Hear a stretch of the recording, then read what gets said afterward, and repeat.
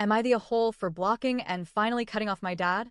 I'm 26 and non-binary, and for the past several years, I've been navigating a deeply complicated, often painful relationship with my dad. It's never been simple. As a kid, I thought we were close. I genuinely looked up to him. He was funny, protective, and we shared the kind of bond that made people say, "You're just like your dad." But things changed as I grew up. It wasn't until I was in college that the cracks in our relationship really started to show. I was old enough to understand nuance, to recognize manipulation, and to see what was really going on behind closed doors. My dad cheated on my mom. That was the beginning of it. And when he was caught, after the affair partner contacted my mom, he didn't crumble in remorse. He became someone I barely recognized. His treatment of my mom was horrifying, emotionally abusive, volatile, and filled with threats and gaslighting. It got so bad that they ended up in court.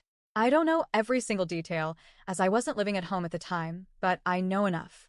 The abuse escalated into a full-blown legal matter.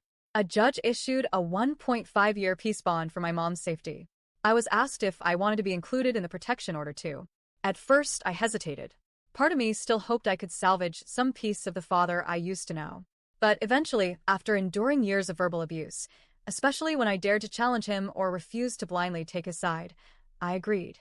And in hindsight, that decision gave me a kind of peace I hadn't felt in years.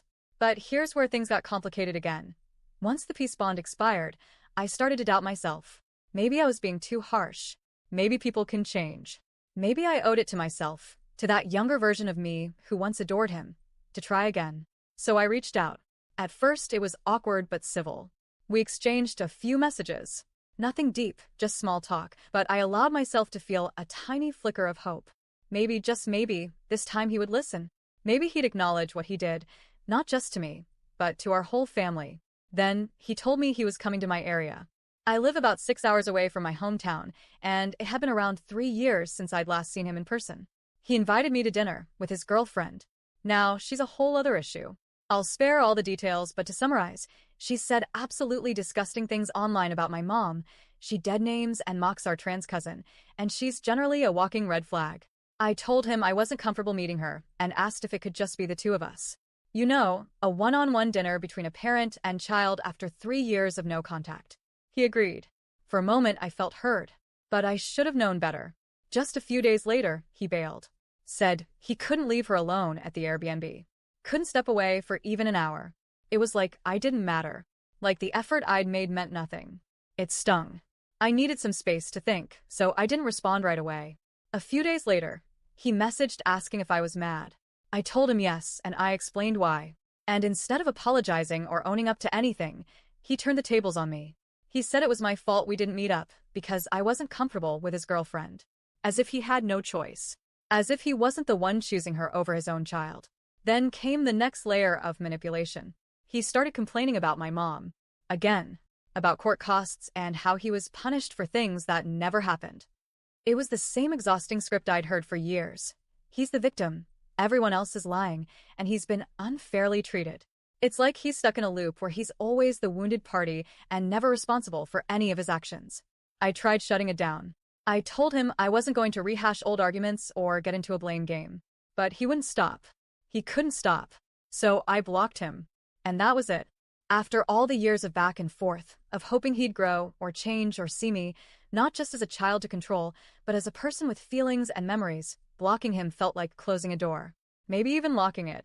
But it still hurts. I don't think people talk enough about how hard it is to walk away from a parent. Everyone tells you, if they're toxic, cut them off. And yes, that's true. But it doesn't mean it's easy. It doesn't mean you don't second-guess yourself at 2 a.m. wondering if you'll regret it someday. It doesn't mean you don't still want your dad to just be better. My friends, my roommates, even my mom have told me I made the right choice. That I've already given him more chances than he deserved. That he won't change. And I know that. Logically, I get it. But emotionally, it's still a mess. My mental health is better without him in my life. That's the truth.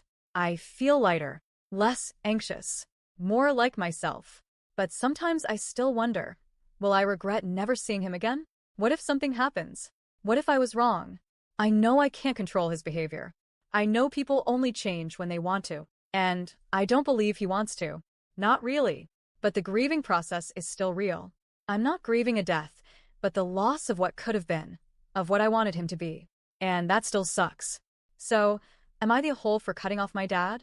For finally drawing the line after years of emotional whiplash? If you've been through something similar, cutting off a parent, grieving someone still alive, I'd really appreciate your advice, stories, or even just validation that this kind of loss is a loss, and it's okay to feel conflicted about it. Thanks for reading if you made it this far.